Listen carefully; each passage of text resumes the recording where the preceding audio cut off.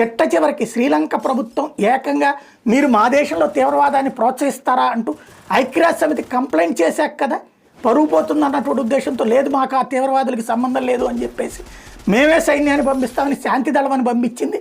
చివరికి మన దేశం నుండి అక్కడికి వెళ్ళి సెటిల్ అయినటువంటి మన తమిళుల్ని మన సైన్యంతోనే చంపించాడు కదా.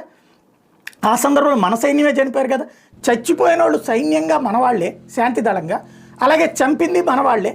చచ్చిపోయిన వాళ్ళు అవతల పక్కన ఎల్టీటీఈలో ఉన్నటువంటి లిబరేషన్ టైగర్స్ ఆఫ్ తమిళియాలలో ఉన్నటువంటి తమిళులు మనవాళ్ళే. ఇద్దరిని పరాయి దేశంలో మనవాళ్ళే ఇద్దరు చచ్చిపోతే ఆ చచ్చిపోయినటువంటి దానికి కోపంతో అందులో ఉన్నటువంటి కుటుంబానికి సంబంధించినటువంటి వాళ్ళ ప్లానింగ్తో జరిగినటువంటి మర్డరే కదా ఇది. మర్డర్ని ఎవరు ప్రోత్సహించరు, సమర్థించరు. కానీ అక్కడ ఆయన దేశం కోసం ఏం చేశాడు? దేశానికి సంబంధించినటువంటి ఒక విభజన రేఖని ఆనాడు ఇందిర సమర్థించింది, తర్వాత రాజీవ్ సమర్థించాడు. ఆ తర్వాత మళ్ళీ వీళ్ళే అంతం చేయాలనుకున్నారు.